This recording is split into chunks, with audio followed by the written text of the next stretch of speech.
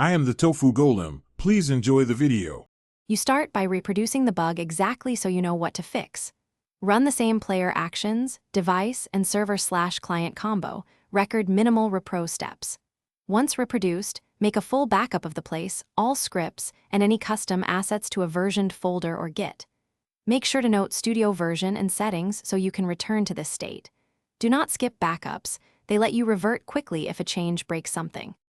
You now diagnose the root cause. Open the output and use the debugger with breakpoints at suspected lines, observe errors and stack traces.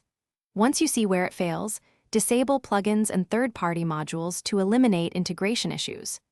Next, run tests in a local server/client session, then a solo server, and finally a live-like environment to confirm behavior matches reproduction. Make sure to log variable states and reproduce the error consistently before changing core logic.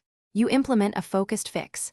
Change only what addresses the bug, add explanatory comments, and write a short unit or integration test if possible. Commit the change to version control with a descriptive message, then push to a staging place and run full gameplay tests. Once passing, publish the update and monitor output, user reports, and analytics for regressions. If problems persist, roll back to your backup or previous commit and use the logs to refine the next attempt.